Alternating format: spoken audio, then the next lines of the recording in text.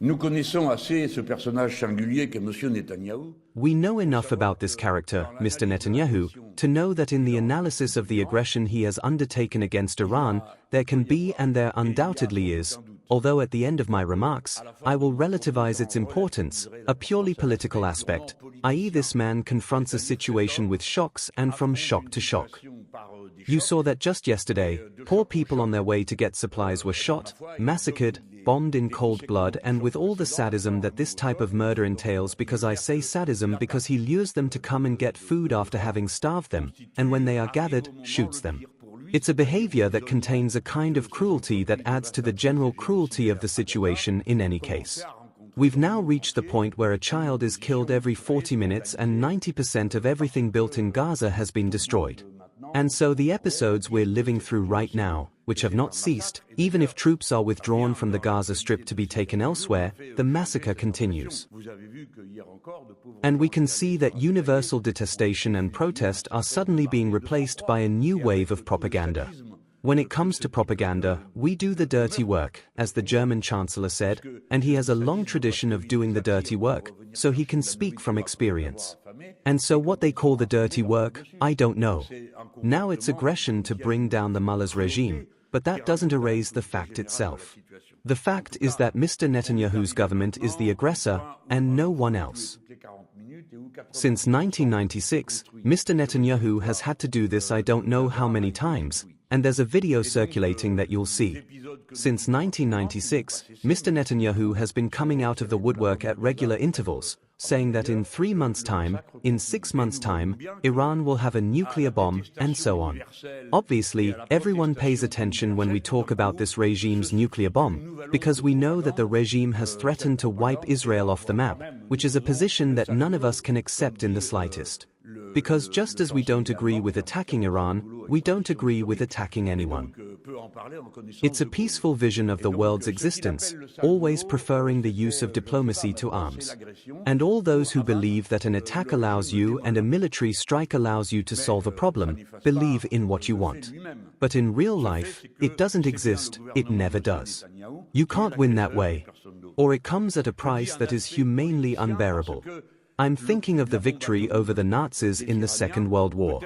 But then, 20 million people died in Russia, and millions more everywhere. We were told that Iraq had weapons of mass destruction. We were told there were weapons of mass destruction, and we saw the Secretary of State for Defense, who showed everyone a little test tube with a white thing in it, and said, that's it, that's chemical weapons. Naturally, there never was one.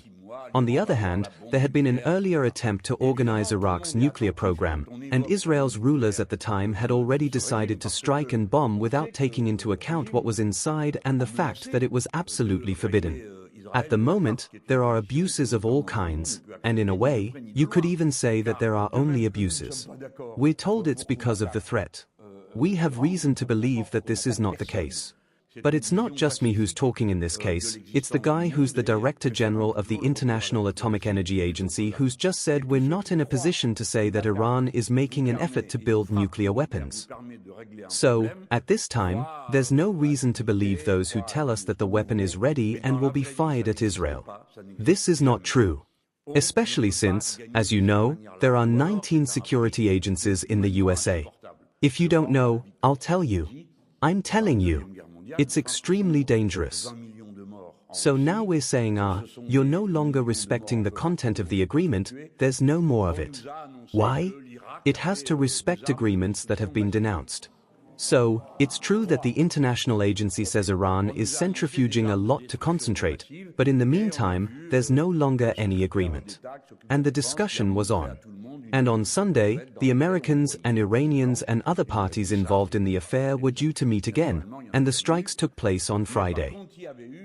So we can see that this conjunction of lies and moments sheds light on the hypothesis that Mr. Netanyahu has decided to use the context to erase the situation in Gaza.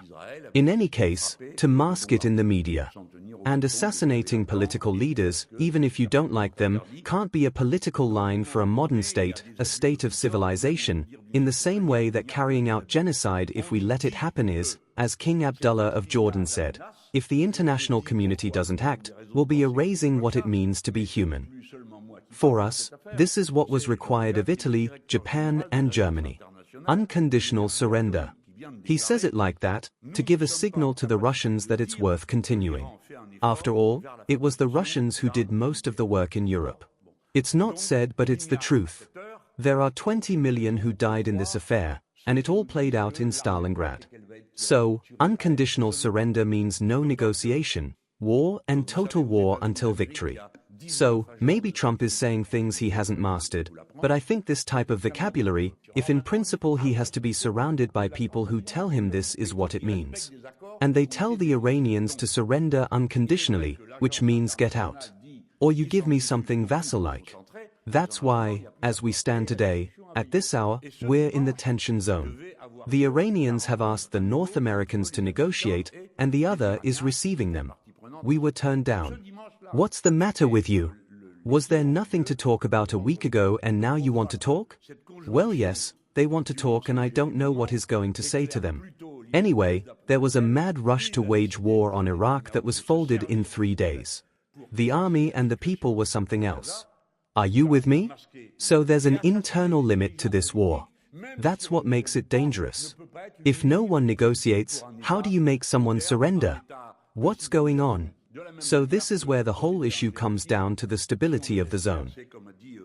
We call on the international community to take real and concrete action to avoid further disasters for the Palestinian people and the peoples of the region. Recognize the Palestinian state now. Stop the genocide in Gaza.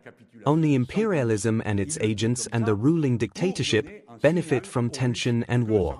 Israel and the United States, after Iraq, Libya, and Syria, are determined to undermine Iranian sovereignty and will not stop until all regimes in the region submit to this project of imperialism and hegemony in the Middle East, whose aim is to suppress the will of the people and their right to self-determination. The way to stop the nuclear arms race in the Middle East is not through an aggressive war against Iran, but through the complete denuclearization of the region. A slogan to which the Insumis have rallied, and with all countries, including Israel, signing the Nuclear Non-Proliferation Treaty, we call on all progressive and freedom-loving forces in Israel, Iran, and around the world to unite in condemning this flagrant and brutal violation of international law, and to focus all their efforts on preventing a destructive and widespread military conflict and establishing peace in the Middle East.